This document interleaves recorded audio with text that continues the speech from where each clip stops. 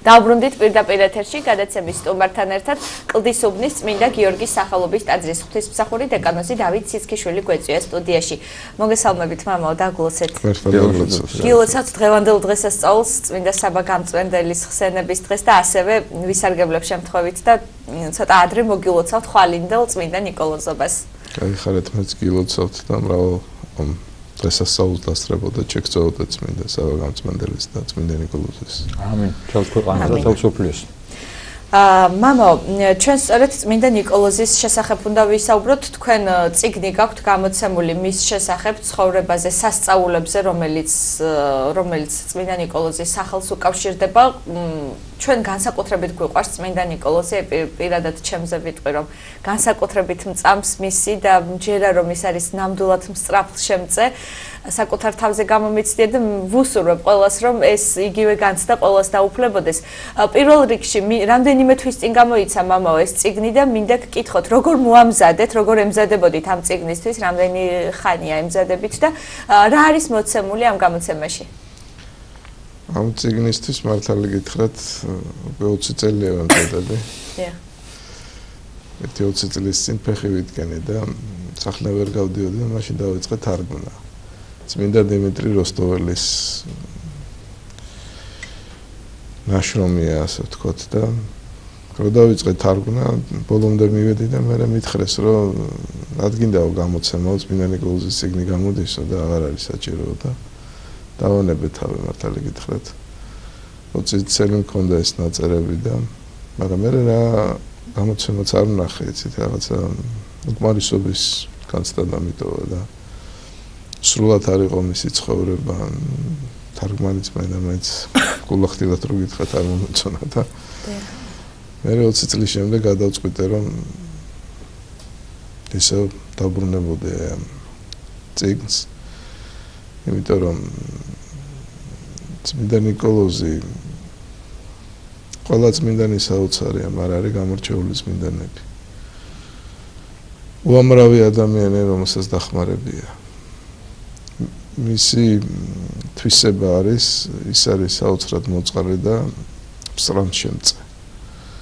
და მეც ერთ-ერთი მათგანი ვარ, ძალიან ბევრჯერ დამხმარებია წმინდა ნიკოლოზი და სულ შეგრძნება მქონდა, რომ ვალში ვარ მის წინაშე. მის ვალს მე პირადად ვერასოდეს ვერ გადავიხდი, მაგრამ რაღაცნაირად მინდოდა ეს ვალი მომეხადა და 20 წლის შემდეგ დავუბრუნდი ისევ აი ამ, ასე ვთქვათ, ჩემს ნათარგს და მე ისევ, ასე ვთქვათ, გავაგრძელე მუშაობა, ბოლომდე მივიყვანე და ასე ვთქვათ, რომ დავრჩები ხოლმე მარტო ერთ-ერთი რაც მიხარია ცხოვრებაში არის ის, რომ თუნდაც ამ წიგნის გამოცემა შევძელი და ცოტათი მაინც კიდევ მეორე ვალს როგორ გადაიხდი წმინდა ნიკოლოზის და ჩემნაირი არის უამრავი ადამიანი. საოცარი წმინდანია მართლაც. და მე ვიტყოდი, რომ საქართველოსთან ძალიან არის დაკავშირებული. 85 წელს ჩვენმა უწმინდესმა ილია მეორემ მას შეავედრა საქართველოს ეკლესია და ლოცვით თხოვნით მიმართა, რომ იგი ყოფილიყო მფარველი და მას საქართველოს ზეციურ კათოლიკოს პატრიარქსაც კი უწოდებენ. ხანდახან. და სინოდის წევრსაც. და სინოდის წევრსაც. და იმდენად გამორჩეულია ის ჩვენთვის, რომ ხშირად შემინიშნავს, რომ პირდაპირ დიალოგი მიდის ხოლმე მასთან. როგორც დაელაპარაკები ახლობელს, დედა იქნება, მამა იქნება, ადამიანები არიან, ვის იმედიც გაქვს ხო ცხოვრებაში. ხა წმინდანი გვეწევა ყველა წმინდანი, მაგრამ მაინც დისტანცია რა, ხა ესე როგორც ადამიანებს მიმართავთ ხოლმე, ესე არ არის რა, გარკვეული დრო არის საჭირო, იმიტომ რომ უფლის დაშვება მრავალ ნიუანსს, ასე ვთქვათ, ითვალისწინებს და აი წმინდა ნიკოლოზთან ხშირად ეს მოხსნილია, იცით. ეს საუბრები და უცებ გრძნობს შეწევნას და უამრავი მაგალითია კიდევ მეორე ფამის. ამდავით, აი კონკრეტულად თქვენ აღნიშნეთ, რომ მართლაც ბევრი წიგნია, პრინციპში შეიძლება ეხლა განსაკუთრებით თანამედროვე ეპოქაში გამოცემული ცხოვრებაზე, მის სასწაულებზე, შეგვიძლია მოძებნილი ლიტერატურა, მაგრამ თქვენ ვებრძანეთ, რომ რაღაც თითქოს უკმარისობის გზა გამოჩნდა მე თვითონ და ამიტომ გამოეცეთ ეს თარგმანი. აი, მაინც რითი განსხვავდება დაუშვათ თუ არის ესეთი დეტალები იგივე მისი ცხოვრებიდან, იგივე სასწავლებისა და მისი რაღაც მაგალითებიდან ცხოვრებისა, რაც შეიძლება სხვა წიგნებში არ ხვდებოდეს. ან შეიძლება აქამდე ყველას არ ქონდა ინფორმაცია ამისა და უბრალოდ ყველა მითით რაღაც გამორჩეული ნაწილები და გარკვეული დეტალები მის ცხოვრებიდან. აი, თქვენს მე ნათარგ წიგნში თუ იქნება ესეთი მომენტები, როცა წაიკითხებს მკითხველები რაღაც ახალს აღმოაჩენს. და თუ შეიძლება ვაჩვენოთ წიგნი. კი ბატონო. თან პროგრესულად მომდაბთ. კი ბატონო, ეს წიგნი თბილისის სასულო აკადემიის გამოცემაა და ბევრი ხარი არის მისი ცხოვრების წარმოჩენა, როგორც გითხეთ. თუნდაც ეს სხვაგან ნაკლებად შემხვიდრია წმინდა ნიკოლოზის წმინდა ნაწილების გადასვენების მომენტი 22 მაისს აღნიშნავთ ხოლმე ჩვენ და ბევრმა არ იცის მიროლოგიიდან გადაასვენეს ქალაქ ბარში და ბევრი მომლოცველი ჩადის იქ ბარში და მის საფლავს ასე ვთქვათ თაყვანს სცემს და ლოცულობს და დიდმად სყიდულობს იქ მისი ცხოვრებისეული ხარეებიც იცით თვითონ დიმიტრი როსტოველსაც კარგი ენა აქვს იცით რაღაცნაირად მოთაფლული და თავისებური ხიბლი გააჩნია და აი რაც გითხარით უფრო სრულად არის მისი ცხოვრებისეული ამა თუ იმ ეტაპის შესახებ მოთხრობილი და მისი თვისებების შეიძლება ეხლა მაინც ბოლომდე დეტალურად მე ვერ წარმოვადგინო აი ამ წიგნის ასე ვთქვათ ჩვენიერება რა თქმა უნდა მისი ავტორის დიმიტრი როსტოველის მაგრამ კიდევ მეორე უფრო ბევრი რამ არის ისეთი რაც პირადად მე სხვა წიგნებში ნაკლებად შემხვიდრე. მომდობთ თუ არის ხელმისაწვდომი დაუშვათ თუ სადმე შეიძლება შეძენა უცებ საინტერესებს რომ აიკითხოს ეს წიგნი. საეკლესიო მაღაზიებში არის კი და მამა წმინდა ერთ-ერთი თავი ამ წიგნში არის წმინდა ნიკოლოზის სასწაულები. არა, ნუ ჩვენ ვიცით და გაგვიგია მისი სასწაულების შესახებ საზოგადოებამაც იცის, მაგრამ იქნებ მოგვიყვეთ თქვენ აი ზუსტად ამ კონკრეტულად რა არის მოცემული ამ წიგნში და რომ გამოვყოთ ის დიდი სასწაულები, რომელიც წმინდა ნიკოლოზის სახელს უკავშირდება. დიახ, წმინდა ნიკოლოზი დაიბადა ქალაქ პატარში და იგი შეძლებული ოჯახის შვილი იყო, მისი მშობლები თეოფანი და ნონა ღრმადმორწმუნე ადამიანები იყვნენ და დიდხანშვილი არ ყავდათ. და წმინდა ნიკოლოზი მათი ლოცვის შედეგია და დაიბადა თუ არა წმინდა ნიკოლოზი დედამისი სნეულებით იყო შეპყრობილი და მაშინვე განიკურნა.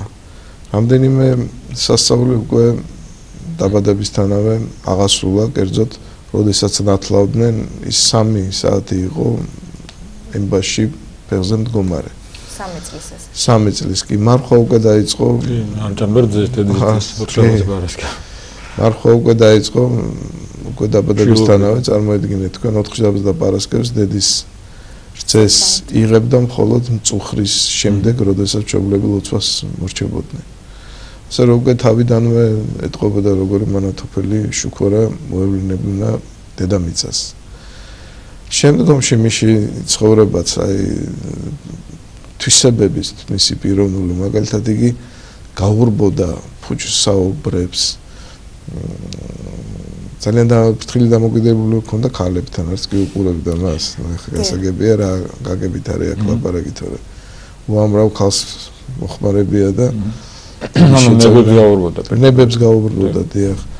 სულ ჩაკირკიტებული იყო, ასე ვთქვათ, ეცნობოდა წმინდა წერილს, ბეჯითა დადიოდა ეკლესიაში. ანუ უკვე სხვანაირი ბავშვი იყო და ემჩნეოდა რომ რაღაც დიდი მანათობელი მოევლინა მართლმადიდებლურ სამყაროს და მისი ბიძა იყო ნიკოლოზი, ისიც რომლის სახელიც მას დაარქვეს და თვითონ ნიკოლოზი ნიშნავს ხალხებზე გამარჯვებულს.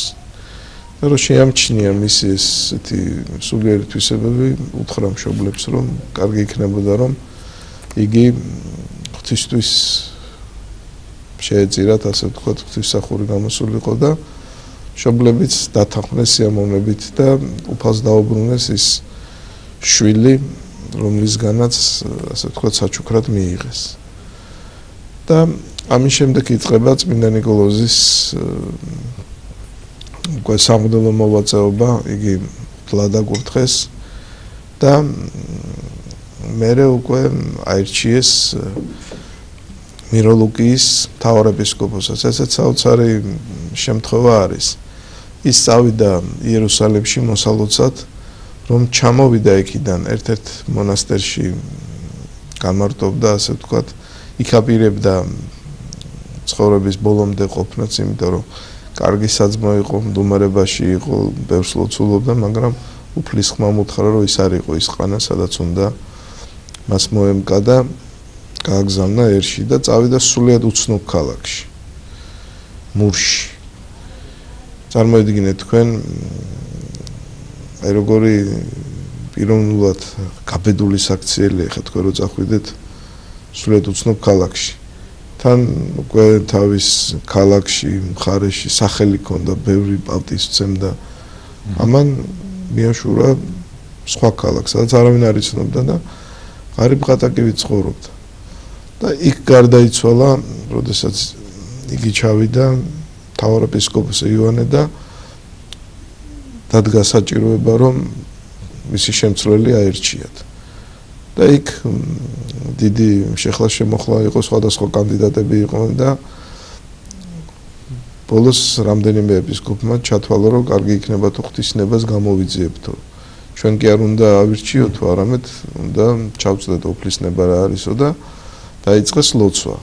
და უხუცეს ეპისკოპოსი მხარის ჰქონდა ხილვა, რომ ვინც პირველად მივიდოდა ეკლესიაში და შევიდოდა პირველი, აი ის უნდა არჩეული იყოს სწორედ მთავარეპისკოპოსად და დაუდარაჯდა და მივიდა წმინდა ნიკოლოზი. წმინდა ნიკოლოზი ყველაზე ადრე მიდიოდა ტაძარში და იქ ხილვაში უთხრეს მას, რომ ნიკოლოზი არისო, მისი სახელიო და რომ დაინახა წმინდა ნიკოლოზი, პირველი მივიდა, კითხა ვინ იყო წმინდა ნიკოლოზი, ჯერ პასუხი არ გასცა და მერე ნუ დაემორჩილა და უთხრა, თქვენი მონა გახლავართო, ნიკოლოზი მქვიაო და ისეთი სიმშვიდით, მორჩილებით, სათნოებით უთხრა ეს, რომ უკვე ერთიც აღარ შეპარვიათ, რომ ის უნდა ყოფილიყო მთავარეპისკოპოსი. აი ეს სასწაულებრივად მოხდა მისი მთავარეპისკოპოსად არჩევა.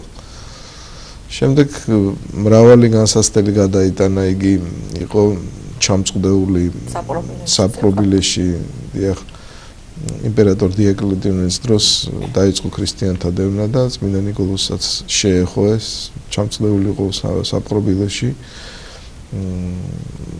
საკმარისად იტანჯა იქ, შემდეგ კონსტანტინე დიდის დროს მოხდა მისი განთავისუფლება და შემდგომ უკვე ემსახურებოდა ხალხს და უამრავი გაჭირებული მიდიოდა მასთან, სნეულებს კურნავდა, არიგებდა, შეპყრობილებს, ასე ვთქვათ, ანთავისუფლებოდა ბოროტი სულებისგან და მთელი ცხოვრება ეს არის ხალხის, მე ესე ვიტყოდი, სამსახური.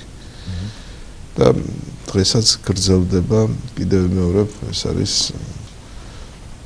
გამორჩეული წმინდანი, მე ესე ვიტყვი, საქართველოსთვის და ადამიანები ვართ, იცით, როდესაც აი ამ თითქოს ზეცა თან ახლოა, თან შორია, როდესაც ზეცა ძალიან გიახლოვდება და ესე დიდ თანაგრძნობას გრძნობ, არა, უკვე გამორჩეული ხდება რომელიღაც წმინდანი და ფოტოშურის ამოსცენის სტატისტიკა გამოქვეყნდა სოფლიო მასშტაბებით გამოიკითხენ მორწმუნეები და ერთ-ერთი ყველაზე საყვარელი წმინდანია თელოსოფიაში წმინდა ნიკოლოზი და ასევე ვიცით რომ მისი გარდაცვალების შემდგომ ძალიან ბევრი ხილულად იხილეს ხალხმა სასწაულებში. აი მამდავით თქვენ ბრძანეთ რომ მის მოწმინდესობამ შეევედრა წმინდა ნიკოლოზ საქართველოს ეკლესია და განსაკუთრებული მფარველია ხო საქართველოს ეკლესიის ბუნებრივია საქართველოს ქართველი ხალხის და ძალიან უყვარს ქართველებს შეიძლება ძალიან არაღრმად მოწმუნეებსაც უყვარს წმინდა ნიკოლოზი ვისაც საერთოდ ღმერთი წამს რამდენად მნიშვნელოვანია როცა ჩვენ ზეიმობთ აი ხვალ ნიკოლოზობას რამდენ მნიშვნელოვანია რომ ადამიანი რომელიც აღნიშნავს ამ დღესასწაულს იცის მის შესახებ უყვარს წმინდანი იცოდეს მისი ცხოვრება გაეცნოს წაიკითხოს აი დღესასწაულთან მაინც რომ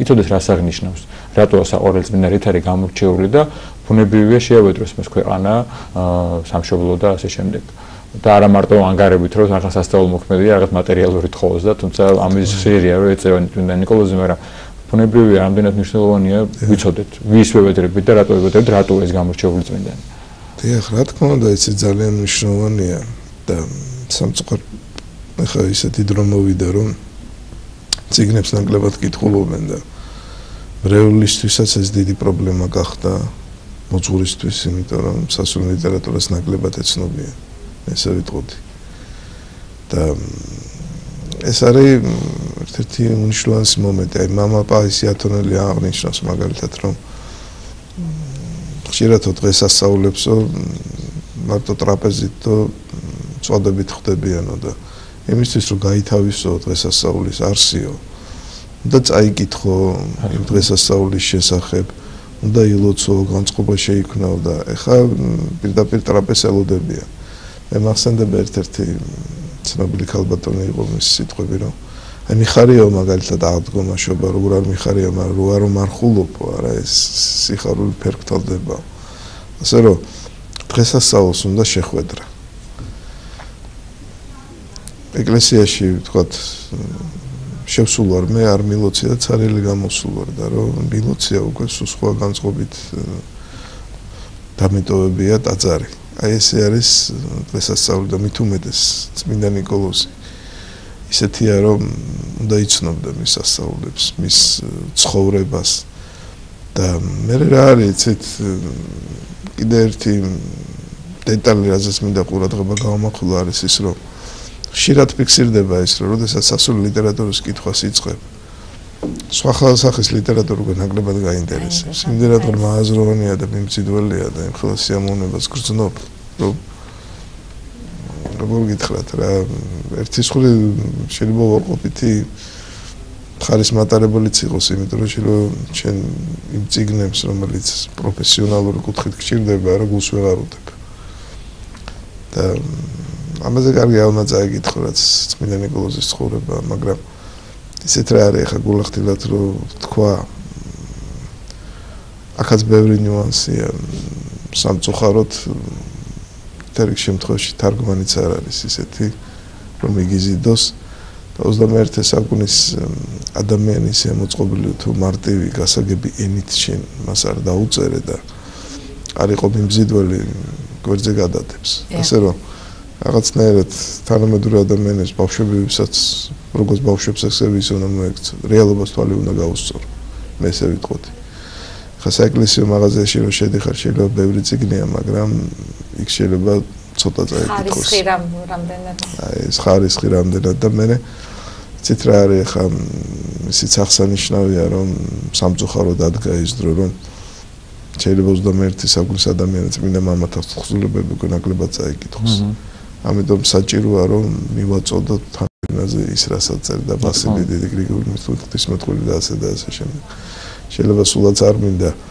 ეს რომ იყოს მაგრამ რეალობრივად ფორმას ძალიან დიდი მნიშვნელობა აქვს როგორ მიაწოდე მკითხველს ამა თუ იმ ნებისმიერ რაღაცას წაიკითხავს თუ მას მიმზიდველი ფორმით მიაწოდი და ამ ბოლო დროს თანამედროვე მსოფლიოში ამ ფორმას ძალიან აქცევენ ყურადღებას ასე რომ თუ მონდომების შემთხვევაში შეიძლება ამ კუთხითაც გამოვიყენოთ იცით აუცილებელი გახდა ეს პირდაპირ მაგითხრათ რა იმიტომ რომ კიდევ რომ სხვა მოთხოვნა მოვიდა საერთოდ მე ესე ვფიქრობ რომ შესაძ რაღაცას წერან თარგმნი იქ შენ თვითონ თუ არა გაქვს შეგრძნება რომ ეს მარტივად გასაგებად იკითხება რა არ უნდა დაანებოთ და მაგეყონა ბოლომდე და ამას რო არ ითვალისწინებ უკვე მე სადღაც გონია რომ მომავალი ამას ეკუთვნის იმ კუთხით რომ თუ გვინდა რომ მართლმადიდებლობა გაეცნოს ადამიანი და მის სიღრმეს ჩაწვდეს გასაგები მარტივიანით უნდა მიაწოდო ძალიან შეჭებოდა ივანე ოქროპი როგორც შეჭებოდა იანა აუცილებლად ამოწმდა ჯერ უბრალო ხალხთან თუ იყო გასაგები ისე გადაგებდა და მიუხედავად იმისა, ოქრო პირი იყო და საოცარი განათლება ჰქონდა, ყოველთვის გასაგები ვინით გადაგებდა. მისი დიდი მადლობა მამა დავით. უღმესი მადლობა შეგახსენებთ გვესაუბრებოდა კლდეს უბნის წმინდა გიორგის სახელობის ტაძრის ძველსახური დეკანოზი დავით ციცქიშვილი, მხოლოდ ნიკოლოზობას აღნიშნავდა, სწორედ წმინდა ნიკოლოზის ცხოვრებაზე გვესაუბრებოდა მამა დავითი და იმ წიგნზე რომელიც თავად თარგმნა. ჩვენს ტელემაყურებელს რომ წიგნის კიდევ ერთხელ გავუმეოროთ, გაცნობის საშუალება მათ აქვთ სასულიერო საეკლესიო მაღაზიებში და ბიბლიოთეკებში. წმინდა ნიკოლოზის ცხოვრება და სასწაულები თბილისის სასულიერო აკადემიის გამოცემა. დიდი მადლობა მამა დავითს.